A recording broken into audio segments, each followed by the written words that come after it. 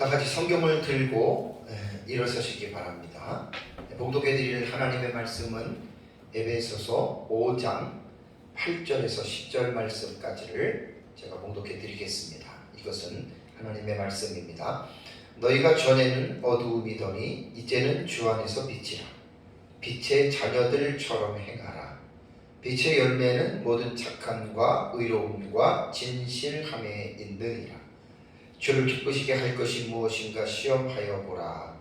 아멘. 앉으시기 바랍니다.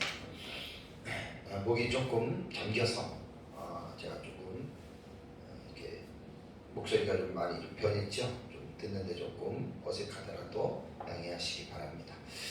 오전 예배에는 6절에서 7절 두 절 말씀을 가지고 이제 제가 은혜를 함께 나눴습니다. 설교 전에 순종, 선행, 성화 단어는 다르지만 의미는 같은 의미라고 했습니다. 하나님의 말씀을 순종하는 거, 이게 기준이 성경이잖아요. 그러니까 말씀대로 순종하면 그게 선행이 되고 또 이렇게 말씀대로 순종하면 그것이 성화가 되는 거예요. 그래서 성화는 우리 기독교에서는 목표가 예수 그리스도죠. 뭐 승려라든가 중들이라든가 뭐 또 신부들 이런 이제 사람들 또 뭐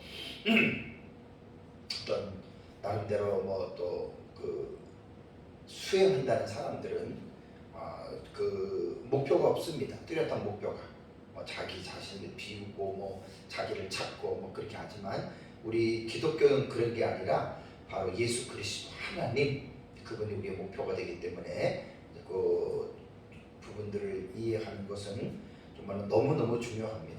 그래서 말씀을 순종해라, 또 선한 일을 행하라. 이거는 이제 교회에서도 많이 들어봤지만 이제 성화의 삶을 살아라라고 하는 것은 목회자의 신앙이나 목회자의 어떤 가지고 있는 어떤 그 수준하고 같이 나가기 때문에 성화의 삶을 깊이 추구하고 또 성화의 삶을 사는 목회자들은 설교를 들어보면 삶에 대한 부분들을 되게 많이 강조를 해요.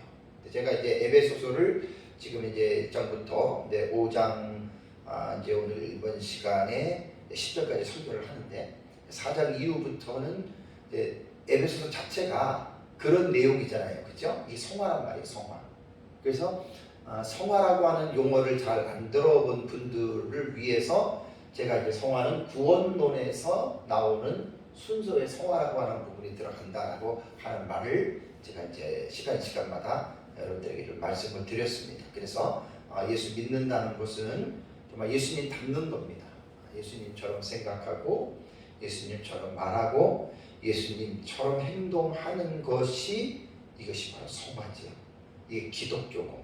그래서 에베소서에도 하나님 우리를 창세전에 선택하신 이유는 하나님 앞에서 흠이 없고 거룩하게 살아가기 위해서 하나님이 우리를 부르셨고 또 2장 10절에도 선한 일을 행하게 하기 위하여 우리를 구원하신 거예요.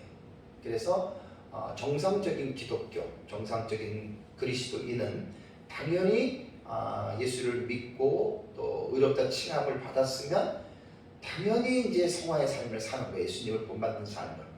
그래서 한국 교회가 한 14, 15년 전부터 세상 사람들로부터 이제 그 부끄럽게 칭함을 받는 게 있잖아요. 개독교라고 하는. 그게 왜 그러겠어요? 그래서 교회가 성화의 삶을 매진하지 않아서 그래요. 엉뚱한 어떤 본질적인 부분이 사실 예수 믿는 게 성화인데 예수님을 닮는 건데 엉뚱한 부분의 교회가 표대를 맞춘 거예요. 부자 되고 잘 먹고 잘 살고 맨날 보고 듣고 환상, 체험, 예언 뭐 이딴데 이런데 이제 이렇게 초점을 맞추다 보니까 성경에서 말하는 예수님 닮아서 살아가는 이 부분들을 등한시했기 때문에 세상 사람들로부터 우리가 그러한 비난을 받고 있는 것입니다. 그래서 에베소서를 지금 보면서 한 절 한 절 제가 좀 깊이 있게 해석을 해가면서 이제 이것이 우리가 머리로만 하는 것이 아니라 우리들의 신앙의 삶으로 한 단어 하나하나가 우리의 삶을 지금 지시해 주고 있는 거거든요. 이렇게 살아가라고, 이렇게 살아가라고. 네, 그런 차원에서 우리는 말씀을 보고 있습니다. 에베소서 4장 17절 이후에 보면은요, 22절에 너희는 유혹의 욕심을 따라 썩어져가는 구습을 따르는 옛사람을 벗어버리고 그랬습니다. 옛사람을 벗어버리고, 그 다음에 여기서 이제 버린다라고 하는 동사가 부정과거 중간태라 그랬죠. 그러니까 부정과거는 단호함이나 단회적이에요. 근데 여기에서는 단회적으로도 읽고 단호함으로도 같이 읽는 것이 좋아요. 왜냐하면 예수를 믿는 순간에 우리는 옛사람 벗어버린 거거든요. 단회적이에요. 근데 그걸 잊어버리면 안 돼요. 그런데 살다 보면 우리 안에 죄악된 본성이 없어지지 않았기 때문에 그것이 다시 이제 나오거든요. 그럴 때는 단호하게 옛사람의 그 모습을 우리가 단호하게 거절하고 거부하고, 그 다음에 이제 23절 4절에 말한 것처럼 오직 너희의 심령이 새롭게 되어 하나님을 따라 의와 진리와 거룩함으로 지으심을 받은 새 사람을 입으라. 예수 믿는 순간에 우리가 입은 거거든요. 이것도 부정과거 중간태예요. 단회적으로 이런 사건이 믿는 순간에 일어났고, 그러면서도 이제 우리들의 삶 속에는 삶으로 볼 때는 이제 이러한 과거의 흔적들이 나타나잖아요. 그럴 때 단호하게, 그러니까 부정과거는 단회적이나 단호함으로 하는데, 이 부분은 아주 두 가지로 다 하면 제가 볼 때는 이 해석학적으로는 의미가 있습니다. 분명히 말해도 너무나 중요한 부분입니다. 그러고 나서 이제 새 사람을 입는 모습, 옛 사람을 벗어버려야 되는 모습이 이제 25, 26, 27 쭉 지금까지 계속 이제 한 4주 정도 보는 거예요. 거짓을 버리고 참된 건 말하고, 거짓을 버리는 것은 옛 사람의 그 행위를 버리는 거고, 참된 것을 말하라고 하는 것은 새 사람을 입은 사람이 하는 거예요. 그러니까 이 말씀을 순종하는 거잖아요. 이렇게 거짓말 안 하고 참된 말을 하면 선한 착한 일이 되는 거예요. 그 이 과정이 뭐냐? 성화란 말이에요. 예수님을 닮아가는 거예요. 왜냐하면 예수님은 거짓말 하신 분이 아니잖아요. 자, 이러한 관점에서 제가 지금 구원론적인 관점에서 성화라고 하는 용어를 쓰는 거예요. 이렇게 에베소서를 다 뒤에 보시면 제일 여러분 정확합니다.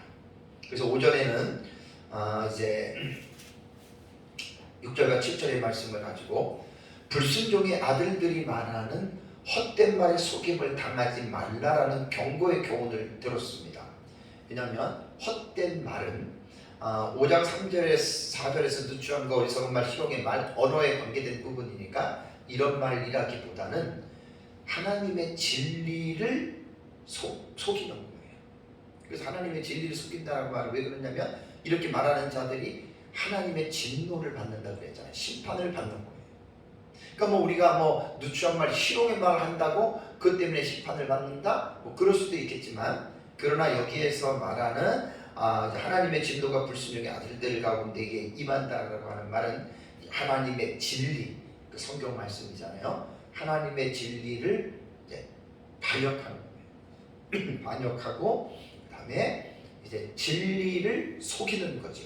그래서 오전에 제가 몇 가지 말씀을 드린 대로 예수 그리스도를 믿으면 우리가 죄 용서를 받는다, 천국으로 간다, 그 진리잖아요. 그것을 불순종의 아들들은 그걸 속이는 거예요. 우리가 천국이 있다 그러면 그 속이는 거예요. 그 없는 거예요. 거짓말이에요. 그런 데에 믿음이 확실하지 않는 사람들은 넘어갈 수 있어요. 충분히 그럴 수 있어요. 그래서 우리 성도들은 하나님의 말씀에 뿌리를 깊이 내리고, 이 말씀에 좌로나 우로나 치우치거나 흔들리지 않고 하나님의 말씀을 끝까지 붙잡고 우리가 신앙생활 해가야 한다라고 하는 사실을 여러분들 우리가 분명하게 또 알아야 됩니다. 그리고 이제 5장 7절에서 이제 불순종의 아들들, 그들과 함께하는 자가 되지 말라라고 했는데, 여기서도 오해해서는 안 될 것이 불신자들을 도무지 만나지 말라는 말이 아니라 그랬습니다. 우리는 불신자들을 만나야 되고, 또 우리가 사회생활을 할 때 믿지 않는 사람들이 주변에 많습니다.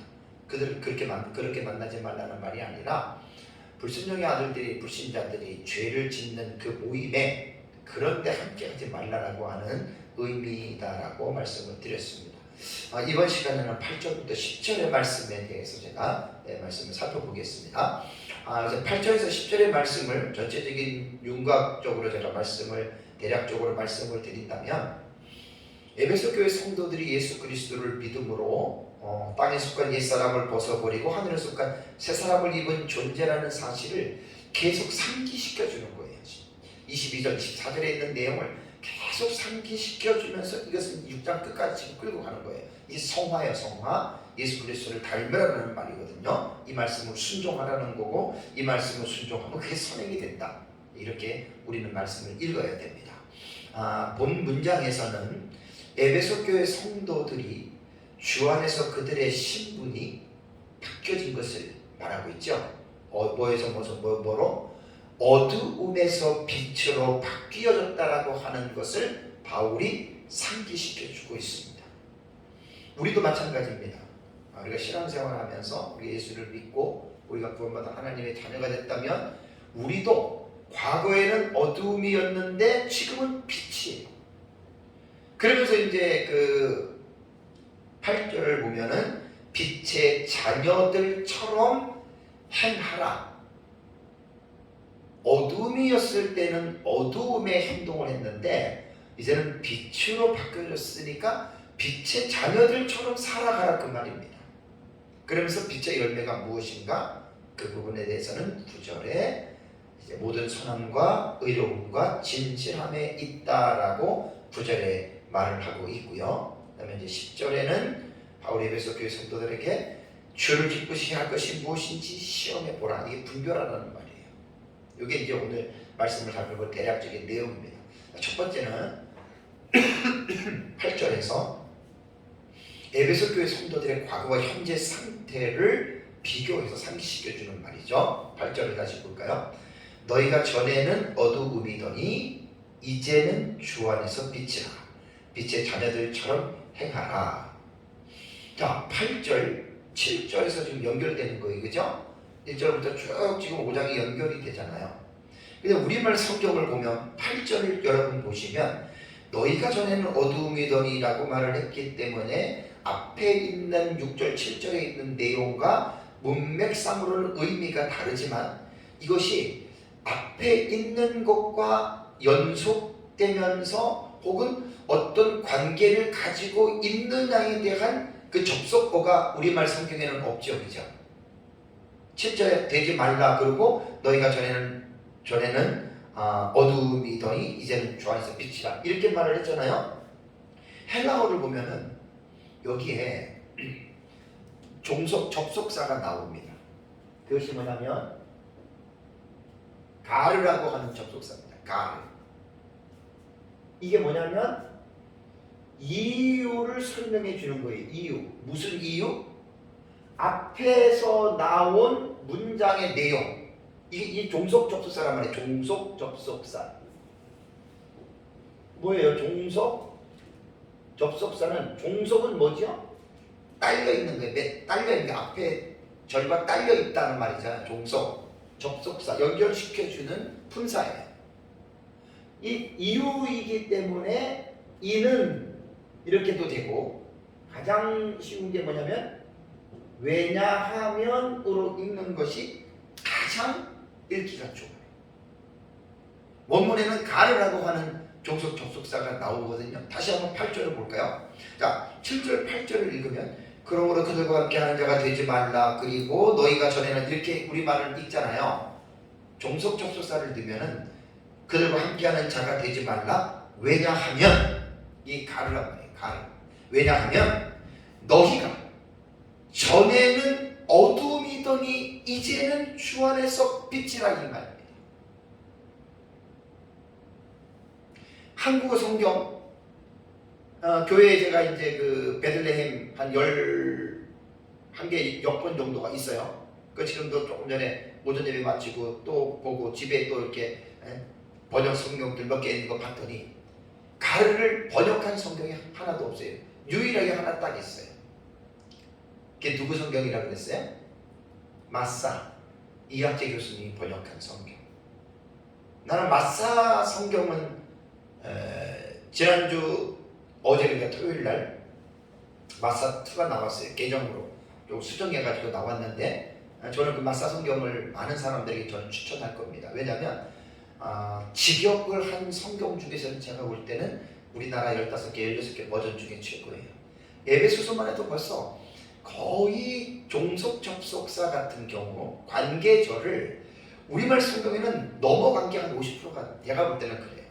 근데 그 이야기 요소니까 다 집어놨어요. 뭐 같은 경우 그러나 그러므로 왜냐하면 이는 그래서 마사 성경을 보면은 마사 성경에는 8절에 이는 너희가 전에는 어둠이었다 이렇게 번역했습니다. 그러니까 가르를 해석했다는 거예요. 번역했다는 거예요. 그죠? 이는 그러면 앞에 문장과 딸려 있는 것을 해석이 되잖아요. 그죠? 그러니까 성경은 그렇게 봐야 돼요. 제가 그 지난주도 기억나세요? 3절에 보면 음행과 온갖 더러운 것과 탐욕을 할 때 우리말 성경에 앞에 접속사 하나도 없어요. 그죠? 원문에는 대라고 하는 역적 접속사가 있다는 거죠. 그죠? 대라고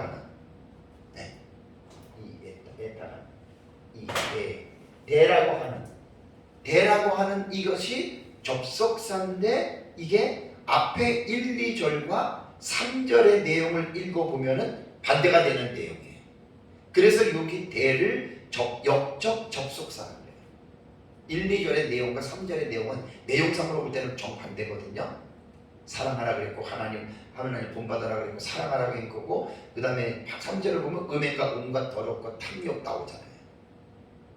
그러니까 성경을 읽을 때 우리말 성경에서는 원문을 가지고 번역하지 않는 것들도 많고 그렇습니다. 이런 아주 미신문법 같은 경우들은 거의 번역들을 안 했어요.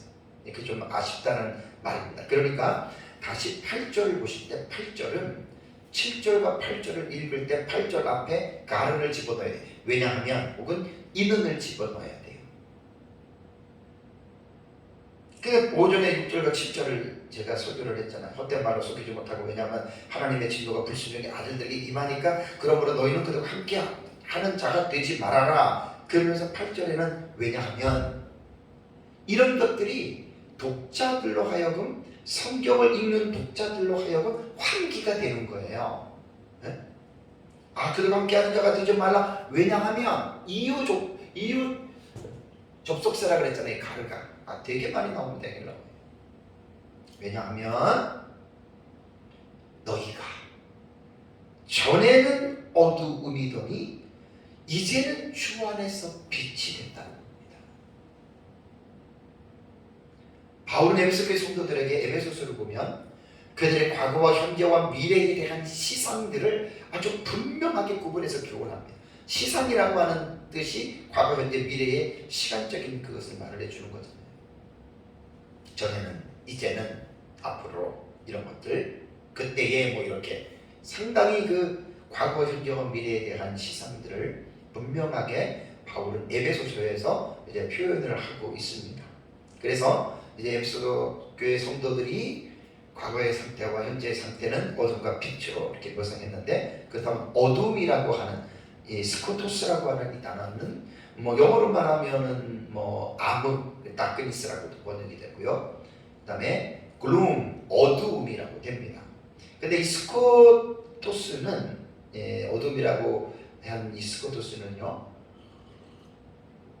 문자적인 의미와 비유적인 의미로 사용이 됐습니다. 성경에. 그러니까 문자적인 의미는 그대로 물리적인 어두움이에요. 그냥 밤이에요. 근데 비유적인 의미로서 신약 성경을 보면 이 스코토스는 뭘 가르치냐면 하나님을 믿지 않는 세계, 하나님을 믿지 않는 사람, 어떤 행동 같은 것도 죄악된 행동들이 하나님을 믿지 않았을 때 했던 행동들, 비유적으로 이 스코토스를 그렇게 사용을 했습니다. 그러니까 에베소서에도 우리가 2장 1절과 3절을 보면 그는 허물과 죄로 죽었던 너희를 살리셨도다. 그때의 너희가 그 과거에 그 가운데서 행하여 이 세상 풍조를 따르고 공중의 권세 잡은 자를 따랐으니 그 지금의 불순종을 아들 가운데 역사하는 영이라. 그러면서 3절에 전에는 우리도 다 그 가운데서 우리 육체의 욕심을 따라 지내며 육체와 마음이 원하는 것을 하여 다른 이들과 같이 본질상 진노의 자녀이었더니 그때가 어둠이라는 말입니다. 우리 예수 믿기 전에. 이거는 누구에게나 다 before Christ, 예수 그리스도를 믿기 전의 상황은 누구에게나 다 있는 것입니다. 그런데 그들이 그러한 어둠에 있던 그들이 예수 그리스도를 믿음으로 그들은 어두움에서 벗어나서 빛의 자녀가 되었다. 근데 빛의 자녀가 되는 것은 본절의 8절을 보면 어떻게 됐습니까? 주 안에서 en 큐리오입니다. en 큐리오, en 크리스토스. 여기에 큐리오라고 하는 말은 큐리오스, 주라고 하는 말인데 신약 성경에 이 큐리오스는 성부 하나님을 묘사할 때도 사용이 되었고 성자 예수님을 묘사할 때에도 큐리에라고 하는 이 단어를 썼습니다. 큐리오스라고 하는 단어를 썼는데, 그런데 우리가 이 8절에서는 8절에서 이 큐리오는 누구를 말하냐면 성자 예수님을 가리킵니다. 그래서 에베소 교회 성도들이 어둠에서 빛으로 자녀가 된 것은 성자 예수님의 구속의 실행으로 이루어졌다라고 바울은 이제 그들에게 설명하고 있죠. 어둠에서 빛이다. 이 빛은 포스라고 하는 단어거든요. 포스. 이 포스라고 하는 이 단어는 이것도 문자적인 의미와 비유적인 의미로 사용했습니다. 문자적인 의미는 물리적인 빛이고요.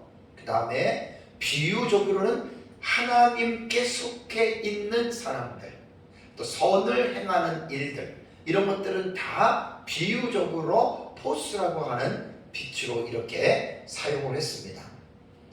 그러면 이제 본절에서는 바울이 에베소 교회 성도들에게 강조하는 것은 너희들이 예수 그리스도를 분기점으로 믿기 이전과 이후의 신분 상태를 상기시켜 준 거예요. 너희는 어둠에서 빛으로. 그러면서 믿은 이후에 빛의 자녀가 되었다라고 말을 하면서 그 다음에 주문하는 것이 뭔지 아십니까? 빛의 자녀답게 살아가라는 말입니다. 이제는 주 안에서 빛이라. 그들의 현재 상태를 상기시켜주고 난 다음에 빛의 자녀들처럼 행하라. 이걸 지금 말하는 거예요. 동사가 나오죠, 그죠? 빛의 자녀가 되었기 때문에 빛의 자녀처럼 행하라라고 하는 말은 신약 성경에 좀 많이 사용되는 단어입니다. 페리파테이테, 이 단어는 페리파테오라고 하는 이게 걷다 혹은 행하다 혹은 돌아다니다라고 하는 이 단어의 명령 현재 능동 이인 복수입니다. 그러니까 여기에는 뭐 행하지 말아라라고 하면은 부정어인 메플러스가 들어갈 리가 없어요, 그죠? 이건 그냥 명령문입니다. 명령문이고 이것은 시상으로 볼 때는 현재고 태로 볼 때는 능동태입니다. 자, 빛의 자녀가 되었기 때문에 너희들은 빛의 자녀처럼 행하라. 명령입니다.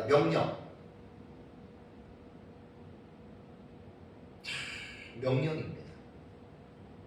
거듭났기 때문에 반드시 빛의 자녀처럼 살아야 됩니다. 현재입니다. 계속 그렇게 살아가야 됩니다. 능동태, 억지가 아니라 우리 속에서 자발적으로 스스로 우러나오는 자세를 가지고 빛의 자녀들처럼 여러분 이렇게 살아가야 된다라고 하는 말입니다.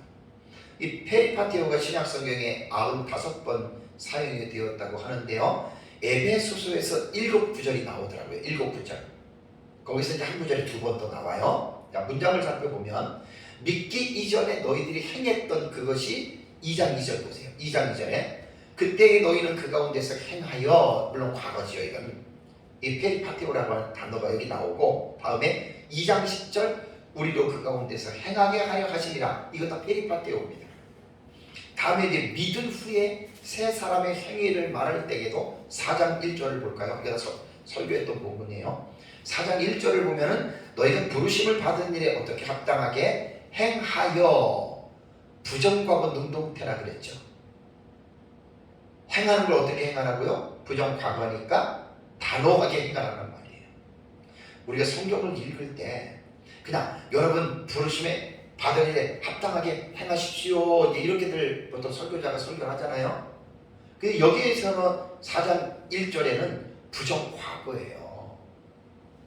부정과거는 단회적이나 단호함으로 해석을 하라고 하는 것이 문법 설명이거든요.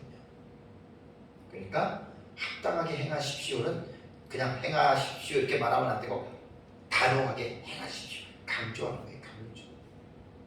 그 다음에 4장 17절 볼까요? 4장 7절에도 이방인이 금하며 험한 것을 행한 같이 어떻게 행하지 말라. 이거는 부정사, 이거는 현재 능동태니까 어떻게 해요? 계속 행하면 안 되는 거예요. 근데 동사가 의미하는 게 그런 거거든요. 다음에 에베소 5장 2절 지난주에 봤던 거 너희가 사랑 가운데서 행하라. 이 행하라가 명령형 현재 능동태입니다. 사랑 가운데서 행하는 거 명령입니다. 현재입니다. 계속 사랑 가운데서 살아야 됩니다.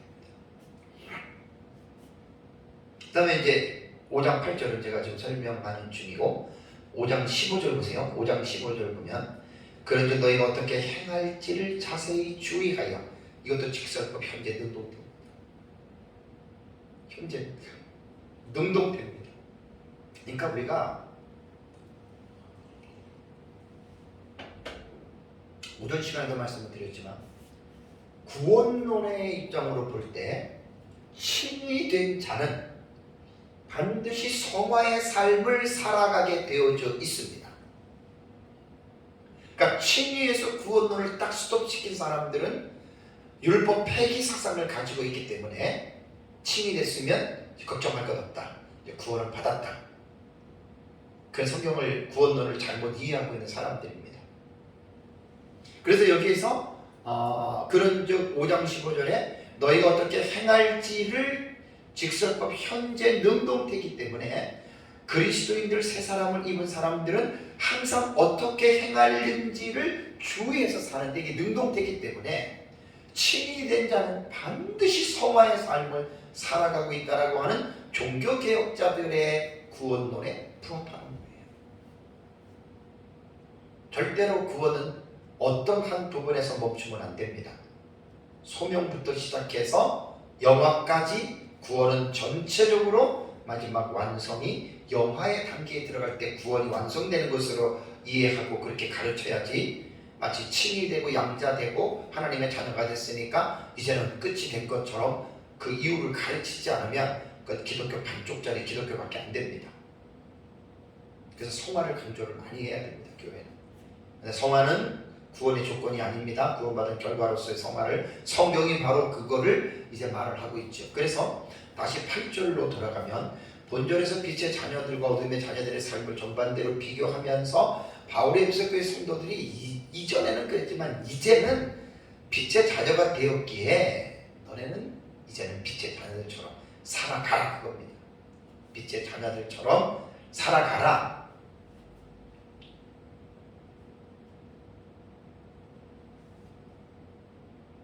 그래서 현재 명령형이잖아요. 이거 현재 명령형으로 현재 명령 능동태입니다. 그러니까 우리 스스로가 우러나오는 마음으로 나는 빛의 자녀니까 이제 어둠의 일을 벗어버리고 이제 빛의 자녀로 살아가야 되겠다. 구원받은 사람들은 이런 마음들이 살아있는 사람들이에요. 그리고 하나님의 말씀을 통해서 이런 마음을 계속해서 성경을 통해서 느껴야 돼요. 제 설교가 지금 그런 거예요. 에베소 4장 10절부터 지금 몇 주 동안 계속 설교가 이런 마음을 지금 불러일으키는 설교거든요. 이게 바로 성화입니다. 그러면 이제 두 번째는 빛의 자녀들이 살아가야 할 삶의 열매가 무엇일까? 9절을 볼까요? 9절을 보면 빛의 열매는 모든 착함과 의로움과 진실함에 있느니라.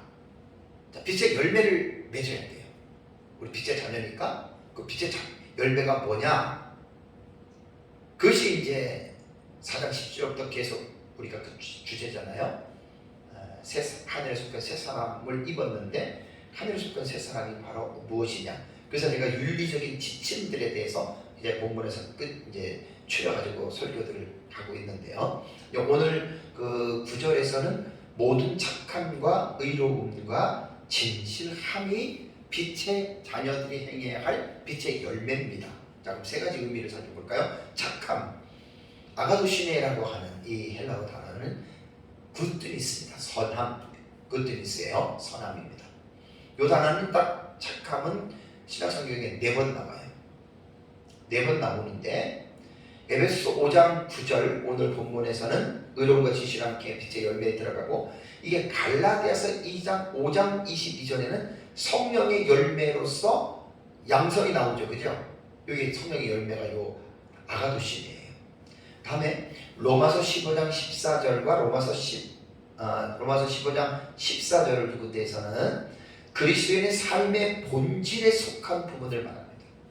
이 착함은 그리스도인 빛의 자녀들의 본질이 선함이에요. 그래서 빛의 열매로서 모든 착함이라고 그랬잖아요. 이 착한 행실은 하늘에 속한 새 사람을 입은 그리스도인의 삶의 본질이 뭐냐? 착합니다. 선행이다, 이겁니다. 그래서 예수 믿는 사람들이 세상 사람들로부터 손가락질을 받고 개덕교 취급을 받고 우리가 세상 사람들로부터 우리가 어떤 비난의 말을 듣는 것은 우리가 잘못 살아가고 있다. 물론 하나님의 진리를 행하는 가운데 우상에게 절하지 말라 그래서 우상을 섬기는 나라에서 우상을 섬기지 않기 때문에 비난을 받는 것은 정당한 비난이에요. 그런 거는 괜찮아요. 그런 거 말고 베드로가 말한 것처럼 도덕과 윤리적인 측면에서 성도들이 세상 사람들로부터 비난을 받고 정죄를 받으면 어떻게 그것을 칭찬을 받을 수 있겠습니까? 베드로서에 나오잖아요.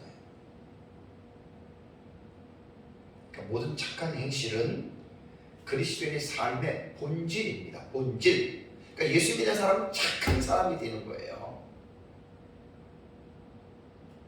예수 믿었다 그러면 그 사람은 착한 사람.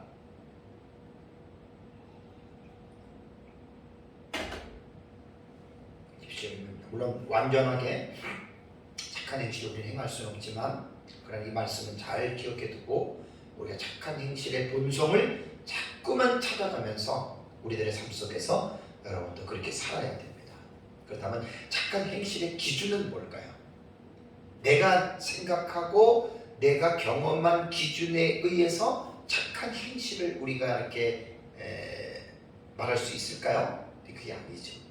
항상 성경에서 말하는 의에 대한 기준은 뭐냐? 이것이 바로 늘 제가 강조하는 성경입니다. 하나님의 말씀입니다.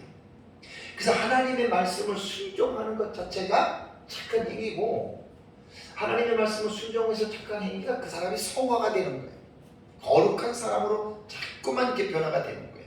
그래서 성화는 일평생 점진적으로 계속해서 반복적으로 살아가는데, 성도들이 교회에 와서 목회자들로부터 성화에 대한 메시지를 매일 들으셔야 돼요. 목회자는 그걸 강조해야 돼요. 교회에서 성도들에게 어떻게 하면 예수 믿고 부자가 되고 잘 먹고 잘 살고 주식 투자해서 돈을 어떻게 하고 땅 투자해서 어떻게 되고, 이런 얘기를 하는 건 목사가 하는 일이 아니고, 교회에서 설교할 때 설교자는 하나님의 말씀을 통해서 지난주에도 말씀드린 대로 하나님을 본받으러, 하나님 어떤 분이세요? 하나님의 속성과 성품을 얘기해 줘야 돼요. 또 성경에서 나타난 하나님의 사역, 어떻게 그분이 구약시대와 신약시대에 일하셨는가, 그 하나님을 자꾸만 가르쳐줘야 하나님을 본받을 수 있죠. 그리고 제일 정확한 하나님은 예수 그리스도, 사람의 몸을 입고 오신 예수 그리스도가 사복음서에 어떻게 사셨고 어떻게 교훈하셨는지 그 부분을 자꾸만 교회 와서 성도들은 들으셔야 돼요. 설교자는 그거를 강조해 줘야 되는 거예요. 성도들에게 예수님 닮으십시오, 예수님처럼 살아가십시오. 그러니까 성도들이 교회 와서 은혜 받은 것이 뭡니까? 오늘 예수님 말씀 들어보니까 예수님이 이렇게 사셨네요. 난 거기에 비하면 나는 정말 형편없네요. 그런 게 은혜, 정확한 은혜예요. 그런 게 죽을 때까지 우리는 예수님을 닮아가는 거예요. 그런데 이제 닮아가는 과정 속에 우리 힘으로는 어려워요. 그래서 우리 속사람을 성령의 능력으로 강건하게 해달라고 하는 3장의 바울의 기도가 있어요. 성령님을 의지하셔야 돼요. 두 번째, 의로움입니다.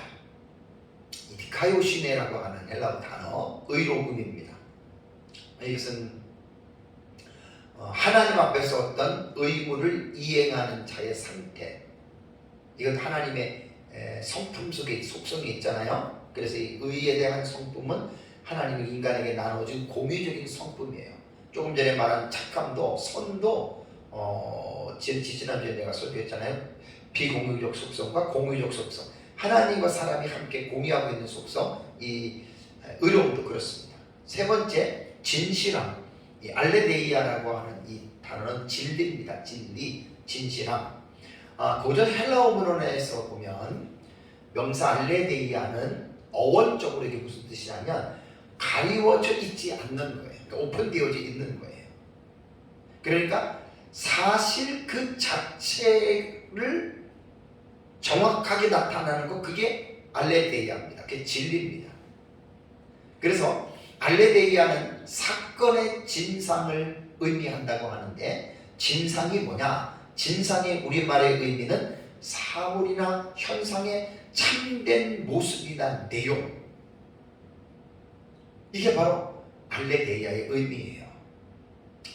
우리는 세상을 살면서 뭐 숨기거나 위조하거나 왜곡하거나 생략하거나 혹은 은폐되는 것 있잖아요. 그죠? 그건 진리가 아니에요. 그건 알레데이아가 아니에요. 그래서 고전 헬라어에서 이 알레데이아는 뭐 알레데이아라고 뭐 읽는 사람도 그런데, 알레데이아라고 하는 이 단어는 사법에 있어서는 여러 가지 진술에 대항하여 지지될 수 있는 사건의 진상입니다. 법조계에서는 이게 대단히 중요하잖아요. 이게 진실이냐 아니면 거짓이냐.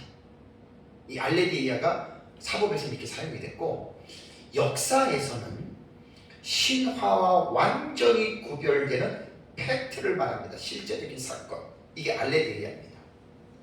철학에서는 절대적 의미에 참된 것입니다. 상대적 의미에 참된 것이 아니라 절대적입니다.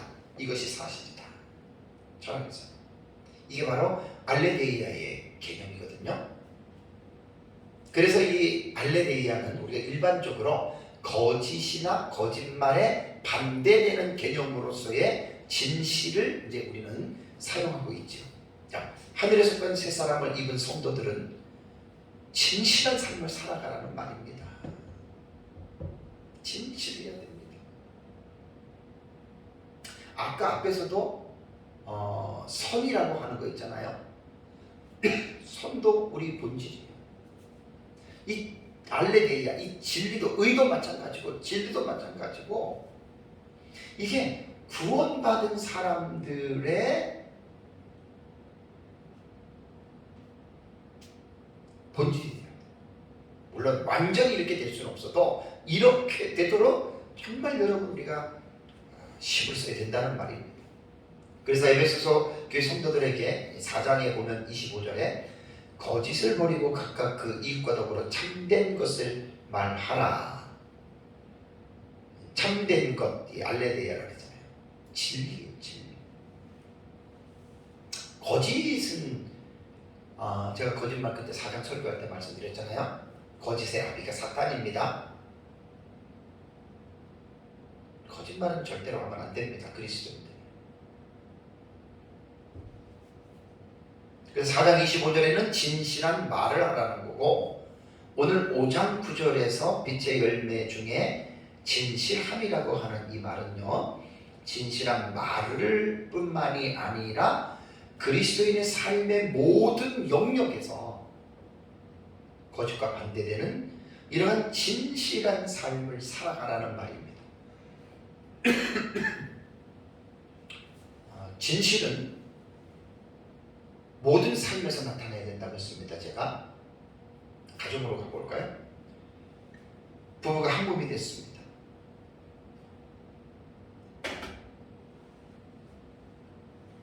부부 사이에서 진실을 회복해야 됩니다. 부부가 진실해야 됩니다.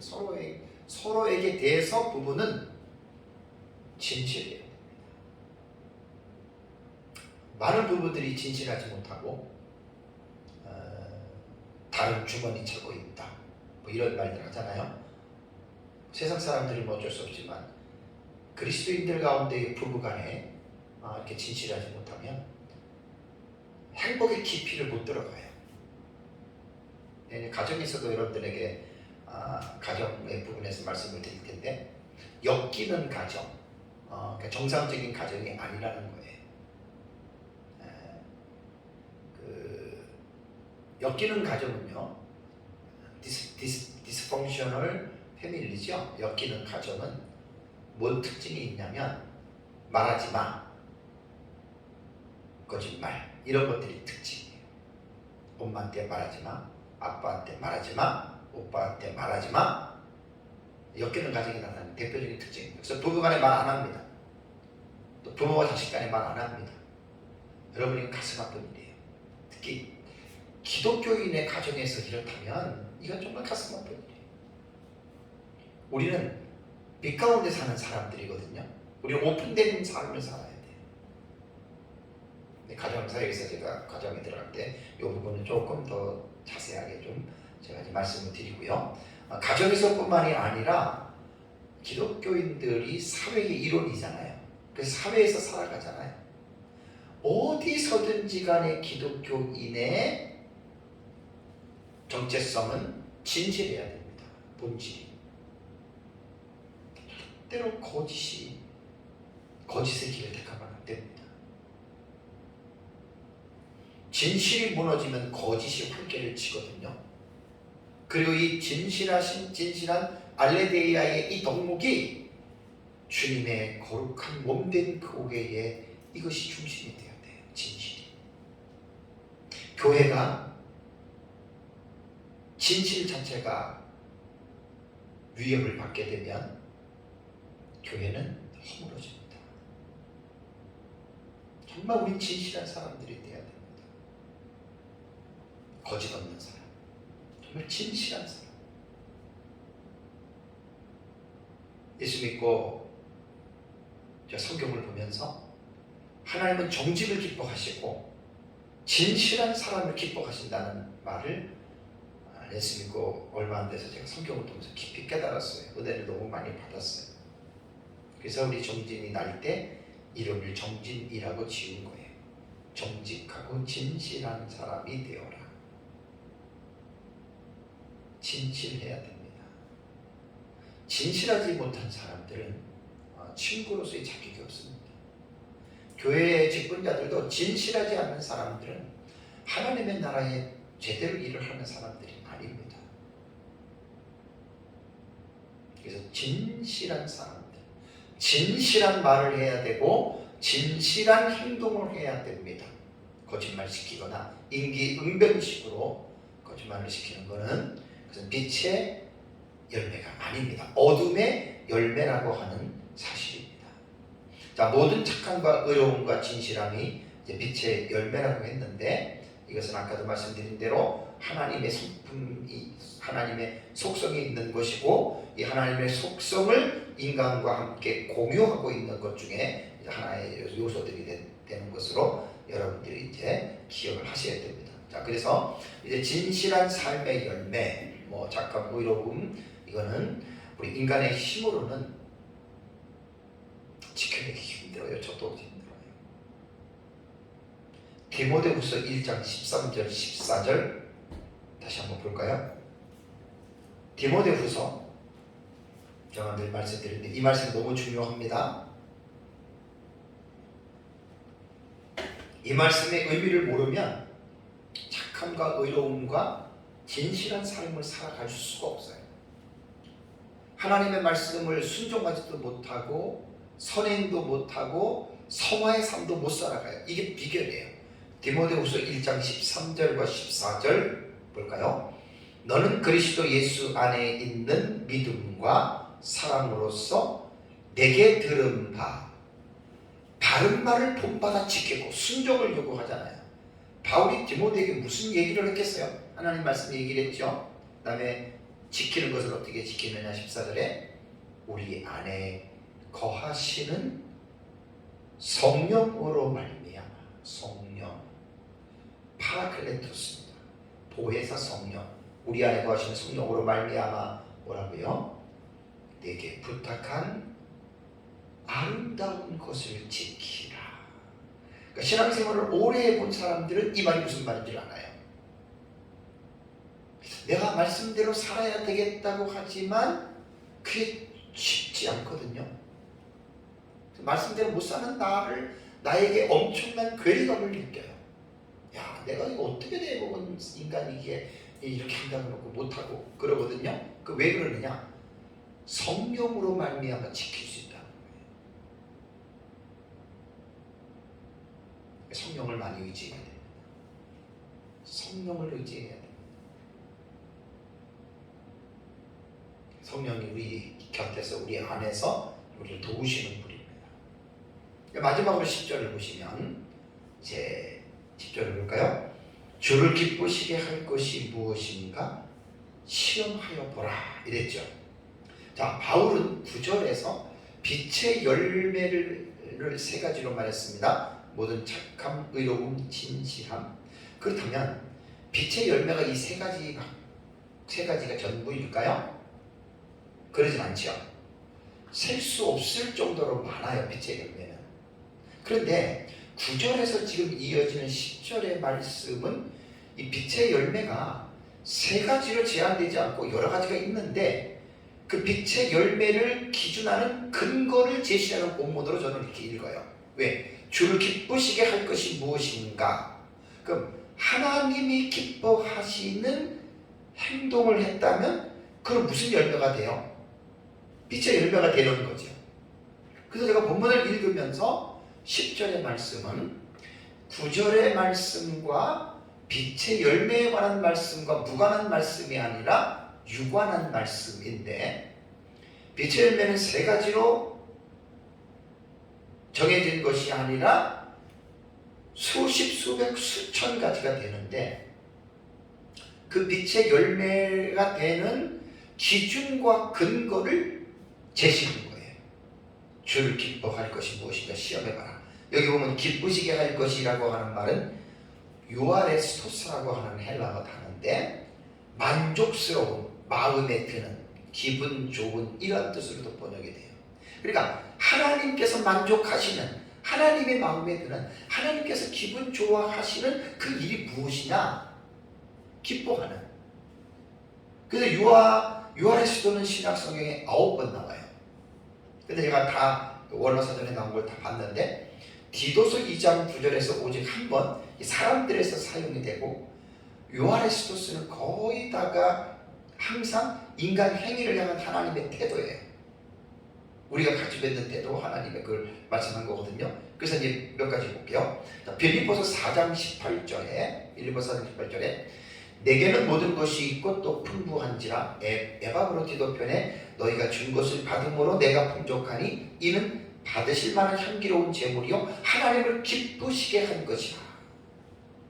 이 부분에서 유아레스토스라고 하는 단어를 썼어요. 뭐냐면 하나님께 드린 연보 있죠. 연보. 연보를 하나님이 기쁘게 했다. 빛의 열매죠. 그죠? 로마서 12장 1절에도 너희 몸을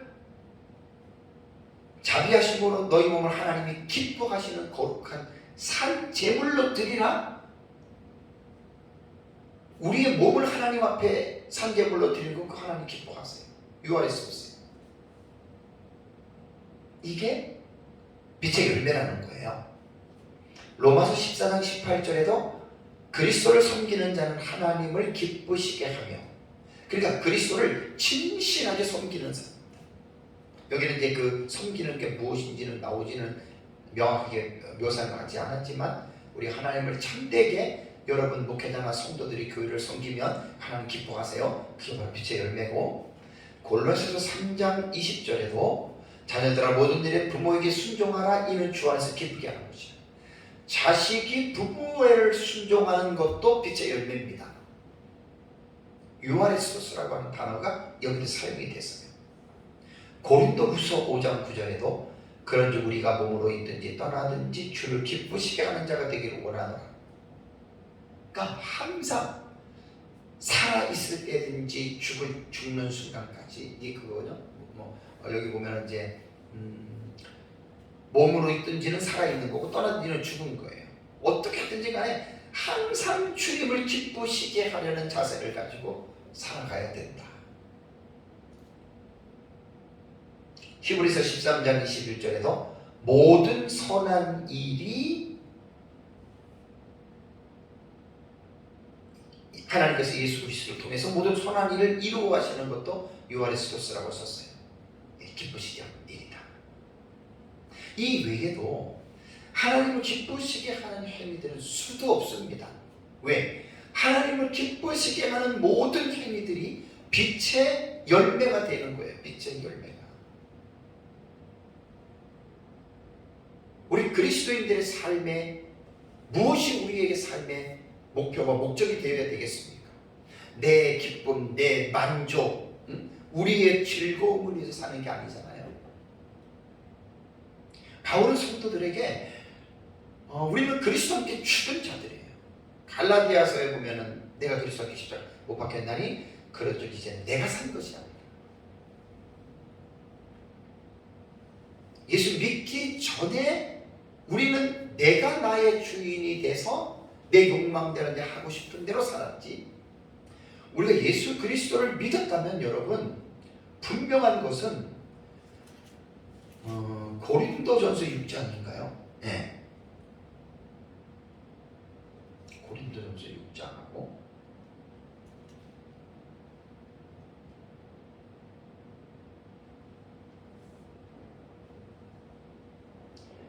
고린도전서 6장 19절을 보면 너희 몸은 너희가 하나님께로부터 받은 바 너희 가운데 계신 성령의 존인 줄 알지 못하느냐? 너희는 너희 자신의 것이 아니라. 너무 중요한 말씀이에요. 예수를 내가 믿고 구원을 받았다면 나는 내 거 아니에요. 나는 내 거 아니에요. 나를 핏값으로 사신 예수님의 거예요. 나는. 그러면 나는 어떤 용도로 써야 돼요? 나를 구원하신 예수님이 기뻐하는 대로, 하나님 기뻐하는 대로 사는 것이 이게 그리스도인의 삶이에요. 많은 사람들이 예수를 믿어도 이 부분들을 너무나 몰라요. 너무나 많습니다.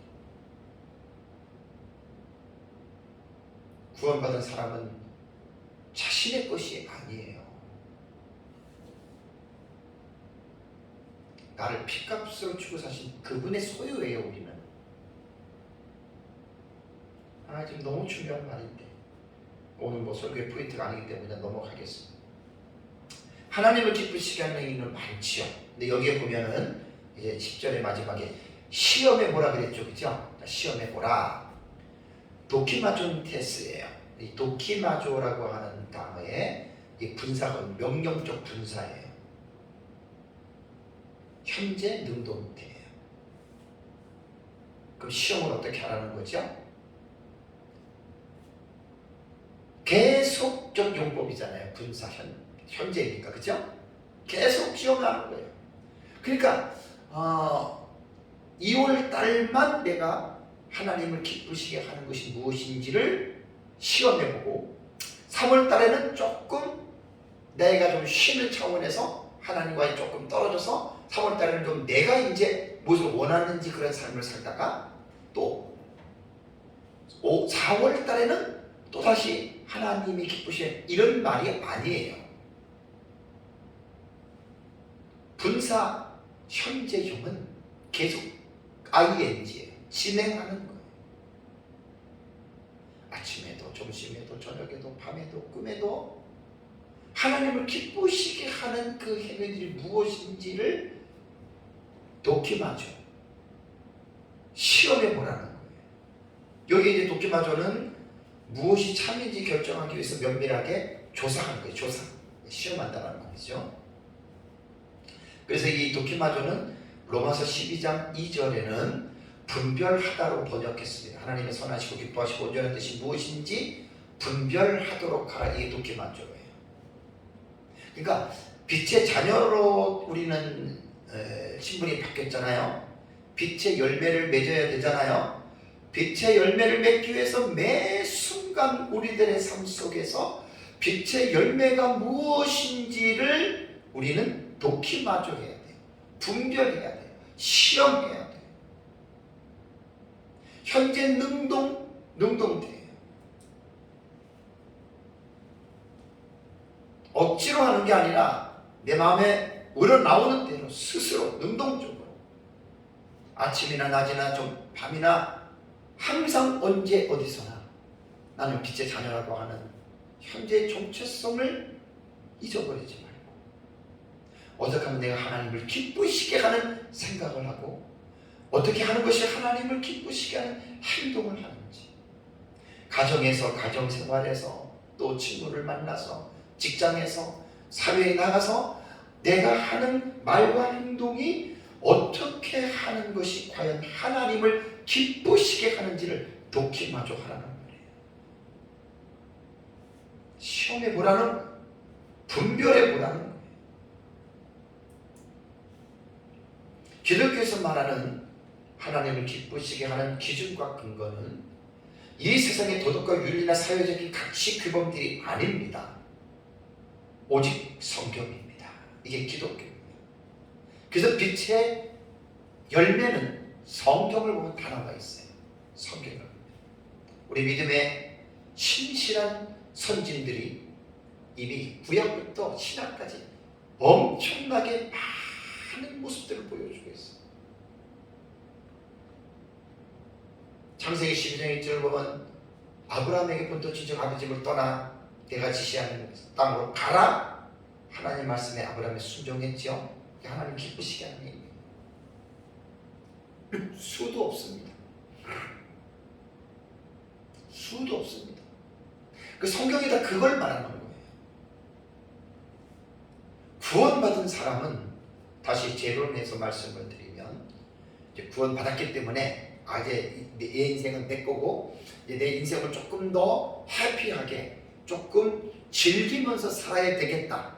그러니까 당연히 하나님도 예수님도 믿으니까 우리가 기도하고 뭐 헌금하고 봉사하면 하나님이 복을 줄 것이고 돈도 많이 벌게 해줄 것이고 사업도 잘 되게 될 것이고 자식도 잘 될 것이고 그러니까 이 땅에서 사는 동안에 좀 더 풍성하게 누리면서 먹고 마시고 살아야 되겠다라고 생각하는 사람들이 있다면 그 잘못 생각한 겁니다. 잘 먹고 잘 살고 누리는 게 잘못됐다는 게 아니라 예수 믿는 목적은 내 뜻을 이루기 위함이 아니라 그랬잖아요. 나를 구원하신 그 분의 뜻, 하나님이 무엇을 기뻐하시는지에 대한 그 뜻을 기억하고 그 뜻을 발견하고 배우는 게 신앙생활이에요.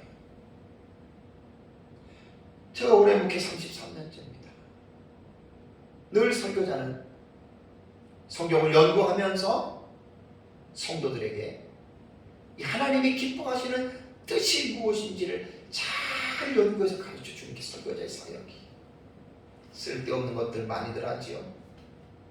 복 받는다, 환상, 예언, 꿈.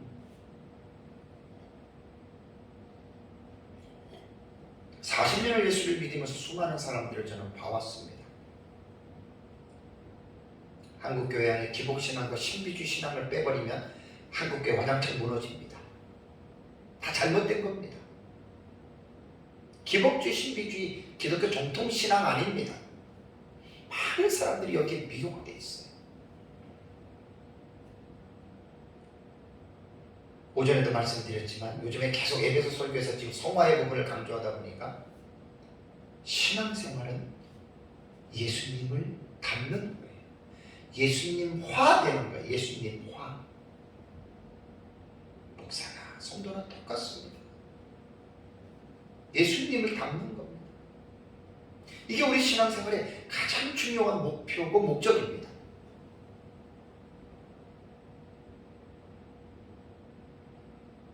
또다시 말씀을 드리면 한국교회가 예수님을 닮는데 목회자나 성도들이 집중해서 늘 교회에 와서 예수님이 어떤 분이고 그분의 삶을 설교자가 설교하면 설교자와 성도들은 그 말씀을 가지고 이렇게 살아야 되겠다 그러고 그 들은 말씀대로 만약에 살았다면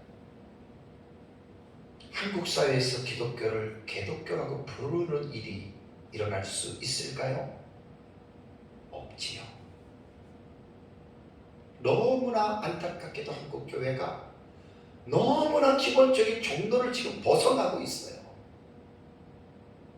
제가 신학 사상이나 세계 교회 사상을 부전공이라고 할 만큼 제가 연구하고 있잖아요. 너무너무 심각합니다. 교회가 몇만 명, 몇천 명, 몇만 명 모인다. 그런 게 중요한 게 아니에요. 에베소서 자체 내에는 교회의 성장을 말을 하지만 그 에베소서에서 말하는 성장은 외적인 성장 안 들어갑니다. 어디를 봐도 안 들어갑니다. 내적인 성장입니다. 그 내적인 성장이 뭐냐면 예수 그리스도의 장성한 분량이 이르기까지 곧 예수님 닮는 거예요. 교회 전체가. 개인만 닮는 것이 아니라 교회 공동체에 속해 있는 마디의 역할을 하는 사역자와 몸의 지체의 역할을 하는 성도들 모두가 다 예수님을 닮는데 동일하게 공동적으로 성장하고 성숙하는 게 그게 에베소서 말하는 교회고 에베소서 말하는 교회 성장입니다. 이걸 현대교회 신학자들과 목회자들이 잘못 읽어서 교회 부흥, 교회 성장은 하나님의 뜻이다라고 해가지고 가장 중요한 예수님을 본받는 내적인 성화의 삶을 덮어버리고 말 그대로 외적인 성장만 추구하다 보니까 전 세계 교회가 이렇게 된 건 아닙니다.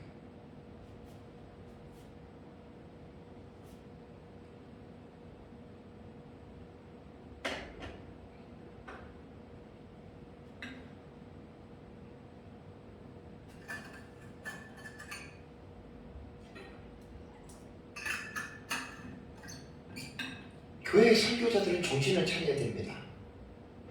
선생된 자들에게 심판이 크기 때문에 말씀 잘못 전하면 심판받습니다. 40년 예수를 믿고 33년 목회를 하면서 성경을 연구하다 보면 오늘 제가 요즘에 계속 예배 설교하는 대로 성화의 삶에 매진시켜야 됩니다. 몰두하게 됩니다. 말씀을 전하는 사역자인 목회자가 성화의 눈이 들 열려버리면 이제 언행 심사를 보면 아주 거칠어요. 몇천명, 몇만 명 그게 중요한 게 아니에요. 그 성경을 잘못 읽은 거예요, 그 사람이.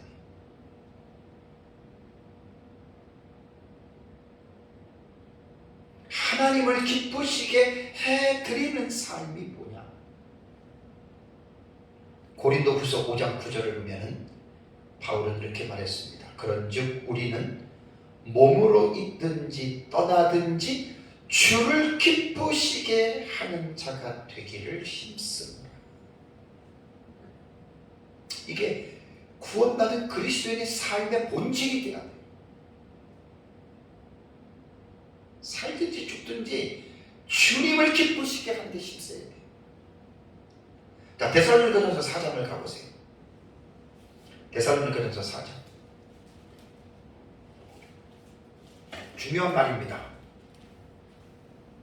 데살로니가전서 4장 1절을 보면 사도 바울이 데살로니가 교회 성도들에게 무엇을 가르쳤는지, 내가 너희들에게 무엇을 가르쳤는지를 상기시켜주고 있어요. 바울은 데살로니가 교회 성도들에게 뭐라고 얘기를 했냐면 1절을 보시면 그러므로 형제들아 우리가 끝으로 주 예수 안에서 너희에게 구하고 권면하노니 너희가 마땅히 어떻게 행하며 그죠? 그 다음에 하나님을 기쁘시게 할 수 있는지를 어떻게 했다고 했어요? 우리에게 배웠으니 그랬죠. 바울이 데살로니가 교회 성도들에게 뭘 가르쳤어요? 네? 구원받은 너희가 어떻게 행하여야 되는지, 어떻게 하는 것이 하나님을 기쁘시게 하는 삶을 살아가는지 바울은 그거 가르쳤던 거예요. 데살로니가 교회 성도들에게 방언하고 예언하고 환상 보고 뭐 이딴 거 가르친 게 아니고, 네?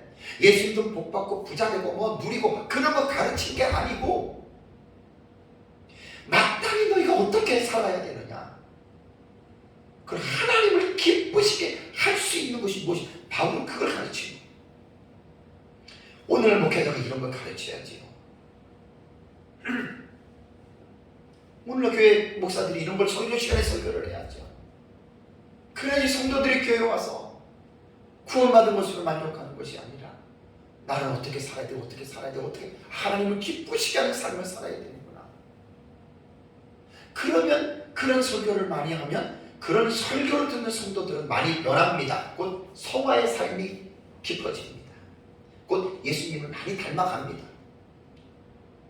20년 30년 교회를 다녔는데 완전히 언행 심사를 보면 이거 완전히 불신자보다 그런 사람들, 비슷한 사람들 있잖아요.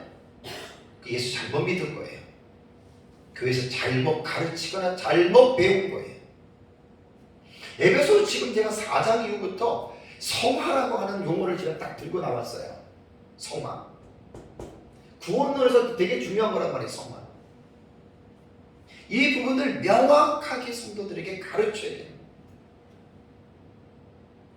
하나님을 기쁘시게 하는 게 우리의 본질입니다. 사역자가 그걸 가르쳐야 됩니다. 성도들한테. 뭐 목사 기쁘게 하고 뭐 목사에게 뭐 하면 복 받는다. 그거 다 정신 나간 소리들이에요. 나쁜 사람들이에요. 목사가 뭔데? 직분상 목사지 무슨 뭐 목사 하나님입니까?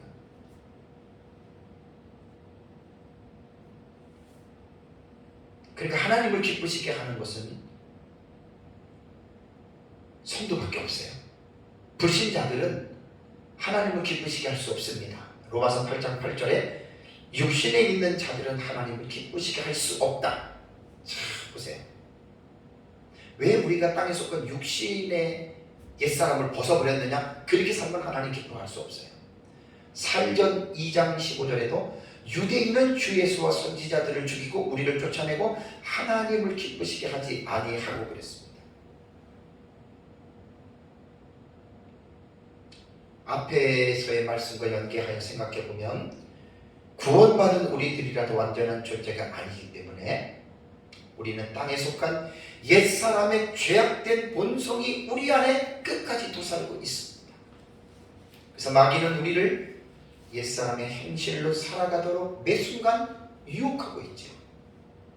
우리가 하나님의 말씀과 성령으로 충만하지 않으면 옛사람의 본성대로 살아갈 수밖에 없다고 하는 것 여러분 인정해야 됩니다. 그래서 바울은 두 가지의 그 인간의 갈등에 대한 내적인 그 소욕, desire, 그 욕구에 대한 부분을 갈라디아서 5장 16절에서 26절을 말했죠. 내가 이르노니 너는 성령을 따라서 행하라. 육체의 소욕과 성령의 소욕은 서로 대적하는 시간상 넘어가겠습니다. 잘 우리가 구분해야 됩니다. 우리는 성령의 소욕대로 살 수 있고 육체의 소욕대로 살 수 있습니다. 그러니까 우리 안에 그것이 두 가지의 욕구가 지금 소욕이 자리 잡고 있는 거예요. 그래서 바울은 성령의 소욕을 따라서 살아가라. 성령을 따라서 살아가라. 그건 내가 분별하는 거예요. 내가. 그걸 분별하려면 성경을 많이 알고 있어야 됩니다. 사랑하는 성도 여러분, 사도 바울은 에베소 교회 성도들에게 그들의 과거의 상태와 현재 상태를 비교하여 과거를 따르지 말고 현재 신분을 따르는 삶을 살아가라고 교훈했습니다. 에베소 교회 성도들의 과거의 상태는 영적으로 어둠에 처해져 있었고 그들의 현재는 빛으로 돌아온 상태입니다. 기독교는 과거를 지향하는 종교가 아니고 현재를 중시하면서 미래를 지향하는 종교입니다. 과거의 어둠을 벗어나 주 안에서 빛이 되었기 때문에 빛의 자녀들처럼 살아갈 것을 성경은 우리에게 늘 권면하고 있습니다. 빛의 자녀들의 삶의 열매는 모든 착함과 의로움과 진실함에 있다라고 했고 또 그 빛의 열매는 세 가지만 있는 것이 아니라 하나님을 기쁘시게 하는 모든 일들이 바로 빛의 열매다. 자, 우리 히브리서 12장 28절 보고 마치겠습니다. 아주 되게 중요한 말입니다. 히브리서 12장 28절 볼게요. 그러므로 우리가 흔들리지 않는 나라를 받았음즉, 너무 멋있지 않아요? 하나님의 나라를 흔들리는 나라가 아닙니다. 받았음즉 은혜를 받자. 그 다음에 이로 말미암아 어떻게 해요? 경건함과 두려움으로 어떻게 하라고요? 하나님을 기쁘시게 섬길지니. 저도 그렇고 여러분도 그렇고 우리의 삶은 경건함과 두려움이 우리 마음속에서 사라지면 안 돼요. 늘 긴장해야 돼요. 경건함과 두려움을 가지면서 하나님을 기쁘시게 하는 삶을 가정에서 살아가시고, 직장에서 살아가시고, 사회에서 살아가시고, 교회에서 살아가고, 언제 어디서나 하나님을 기쁘시게 하는, 이것이 오늘 8절과 9절과 10절에서 우리에게 교훈하는 하나님의 메시지입니다. 이러한 복된 삶을 살아가시기를 주님의 이름으로 축복합니다. 다 같이 기도하겠습니다.